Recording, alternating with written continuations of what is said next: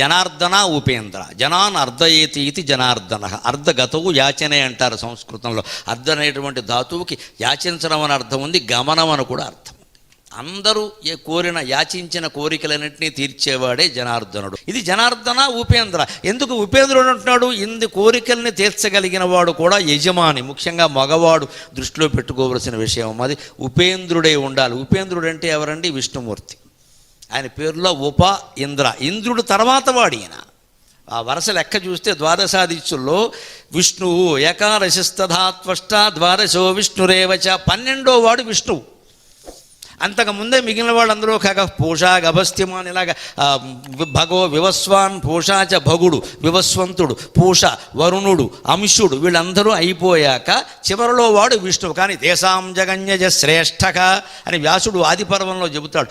చివరి వాడైనా విష్ణువే అందరికంటే ఉత్తముడు. అందుకని ఉపేంద్రుడైనా సరే అందరికంటే విష్ణువు ఉత్తముడు. అంటే కానీ విష్ణువు ఏం చేస్తాడో తెలుసా? ఆయన వినయం ఏమిటో తెలుసా?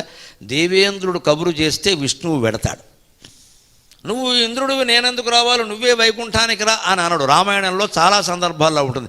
దశరథుడు కబురు చేయగానే పట్టాభిషేకం గురించి రామచంద్రుడు వెళ్ళాట. ఎలా వెళ్ళాడు అంటే ఉపేంద్రో ఇంద్రం యథా అని వర్ణిస్తాడు. ఉపేంద్రుడు ఇంద్రుడి దగ్గరికి వెళ్ళినట్టుగా, అంటే విష్ణువు ఇంద్రుడు కబురు చేయగానే విష్ణువు వెళ్ళినట్టుగా దశరథుడు కబురు చేయగానే రామచంద్రమూర్తి వెళ్ళాడు. అంటే విష్ణువు ఎక్కడా అహంకారానికి పోలేదు. దాంపత్యం ఆదర్శంగా ఉంటే సరిపోదండి. ఈ మొగాడికి అన్నగారు ఉంటాడు, ఖచ్చితంగా ఆ అన్నగారి మాట ఈ దంపతులు వినాలి. అప్పుడే బాగుంటాయి సంసారాలు. మీ అన్న ఎవడు మాకు చెప్పడానికని అనకూడదు. ఇక్కడ ఖచ్చితంగా ఈ భర్తకు అన్నగారు ఉంటారు, వాళ్ళు నలుగురు అన్నదమ్ములు ఉంటారు, అందులో పెద్ద అన్నయ్య ఉంటాడు. ఏదైనా విషయం వస్తే వాళ్ళని అడగాలండి. వాళ్ళకి అనుభవాలు చాలా ఉన్నాయి.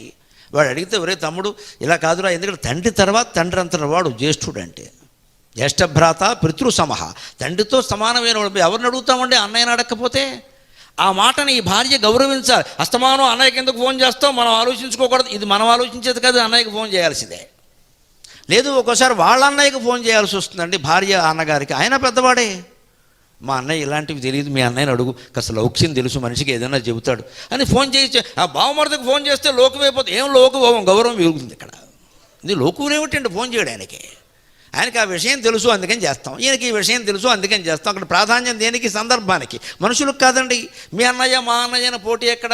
విష్ణుమూర్తి ఇంద్రుడు కబురు చేస్తే వెంటనే వెళ్ళాడు. అంటే దాంపత్యం బాగుండాలి. అంటే వారి అన్నగారు వీనన్నగారు ఎవరు కబురు చేసినా మనం వెంటనే వెళ్ళాలి. అక్కడ అహంకారానికి పోవలసిన అవసరం లేదు. మీ అన్నయ్య కదా నువ్వు వెళ్ళు, మీ ఇంట్లో కార్యక్రమం కదా నువ్వు వెళ్ళు. తల్లి దద్దినం అయితే మనం పెడతాం. అత్తగారి దద్దినానికి కూడా కొడుక్కి ఎంత బాధ్యతో అల్లుడికి అంతే బాధ్యత అండి. అనుమానం ఇలా చేయాల్సిందే నిబంధన. ఈ ప్రాధాన్యం వారు ఇవ్వాలి, ఆ ప్రాధాన్యం వీరు ఇవ్వాలి. అప్పుడే కదా నడిచేది. ఇదే ఉపేంద్రక. పెద్ద చిన్న సమస్య కాదు ఇక్కడ. ఇంద్రుడు పిలవగానే విష్ణువు వెళ్ళాడు.